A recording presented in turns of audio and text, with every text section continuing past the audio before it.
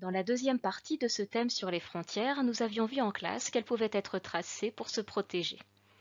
Nous allons voir maintenant qu'elles peuvent également servir à se partager un territoire. C'était l'objectif de la conférence de Berlin au XIXe siècle que nous allons étudier maintenant avec ses conséquences.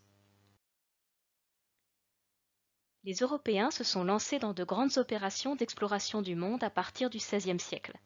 Ces voyages d'exploration ont été suivis d'implantations sur ces territoires.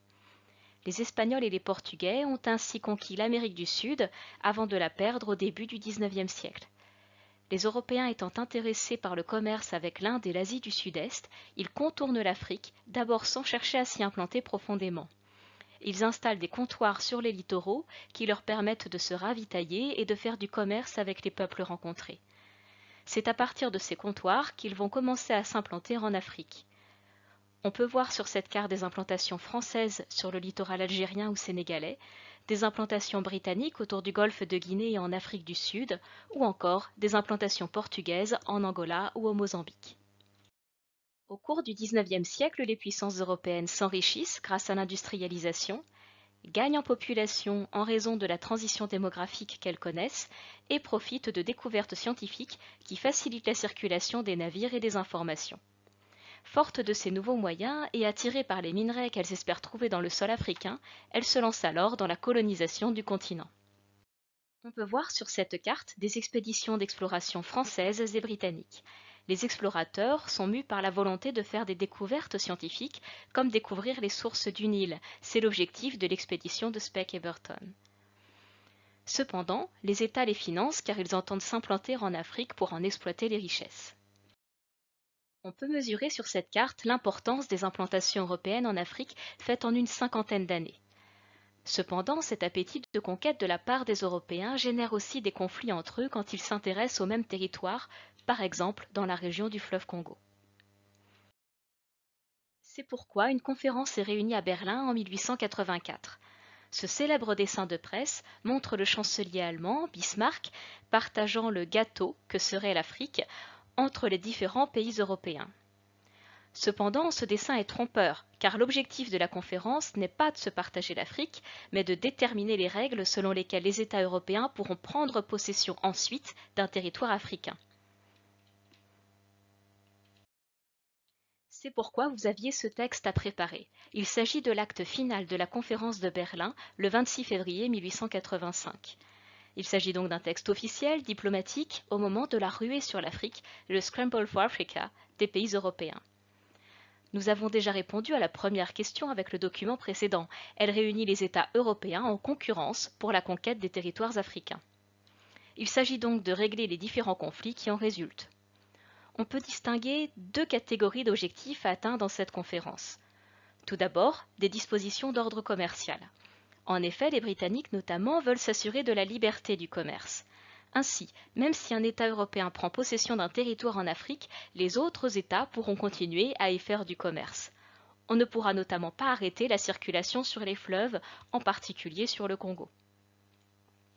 Ensuite, la traite des Noirs est interdite, c'est-à-dire le trafic d'esclaves. En effet, le Royaume-Uni l'a interdit depuis 1807, la France en 1817 et 1827, le Portugal en 1869. Enfin, les conditions de prise de possession d'une terre sont précisées. Un État européen qui colonise un territoire doit en informer les autres et s'assurer d'avoir l'autorité suffisante pour en faire appliquer les points précédents sur cette colonie. Pour résumer, la conférence de Berlin rassemble différents acteurs, à savoir 14 États, essentiellement des États européens. On notera l'absence d'acteurs africains. Les causes de la réunion de cette conférence, c'est d'abord le nouvel intérêt des puissances coloniales pour l'intérieur de l'Afrique, pour ses minerais en particulier. Cet intérêt déclenche des tensions autour notamment de l'exploration du bassin du Congo. Des dispositions sont prises qui visent à la liberté du commerce, à l'interdiction de la traite des esclaves et qui définit des modalités de prise de possession d'un nouveau territoire. Enfin, en marge de cette conférence, d'autres accords sont signés entre différents États, par exemple entre les Français et les Britanniques qui tracent des limites, des frontières entre leurs zones d'influence. Suite à cette conférence, les Européens se ruent vers l'Afrique afin de conquérir un maximum de territoire. Les Britanniques, par exemple, qui dominent déjà l'Égypte et l'Afrique du Sud, cherchent à rejoindre les deux. Ce projet de conquête s'appuie sur leurs forces militaires, mais aussi techniques, comme on peut le voir avec ce dessin de presse illustrant la volonté de Cecil Rhodes de relier le Caire au Cap par le télégraphe et le train. Les Français, quant à eux, cherchent à rejoindre le Gabon, à Djibouti. Ces deux ambitions se croisent alors au Soudan, générant un conflit. En effet, cette région était sous l'autorité des Britanniques, mais le commandant Marchand, un Français, s'installe à Fashoda qui l'occupe. Ceci déclenche une importante crise diplomatique entre la France et le Royaume-Uni. On parle de la crise de Fashoda qui a lieu en 1898. La France finit par céder devant les Britanniques, ce qui est vécu comme une humiliation par les Français. C'est ce que l'on peut voir sur cette une du Petit Journal illustré, qui représente Albion, c'est-à-dire l'Angleterre, comme le loup prêt à dévorer l'innocent petit chaperon rouge qu'est la France. On voit à l'arrière-plan une pyramide et un sphinx, car le Haut-Soudan est sous la juridiction de l'Égypte et donc du Royaume-Uni. À la veille de la Première Guerre mondiale, la quasi-totalité du territoire africain est colonisée par les Européens, qui y ont tracé leurs frontières. Seul résiste le puissant royaume d'Abyssinie, l'actuelle Éthiopie, qui est parvenu à battre l'Italie en 1898, ainsi que le Liberia, indépendant depuis 1847. Certaines frontières font l'objet de conflits, d'autres sont tracées dans le cadre d'accords internationaux. C'est le cas ici de cette convention signée entre la France et la Grande-Bretagne en 1904. Elle fixe des frontières à l'ouest de l'Afrique, par exemple celle de la Gambie. Malgré les indépendances des pays africains, on peut encore voir aujourd'hui la trace des frontières héritées de la colonisation. Si 42% des frontières sont des lignes géométriques, c'est bien souvent parce qu'elles ont été tracées sur des cartes par les colonisateurs européens.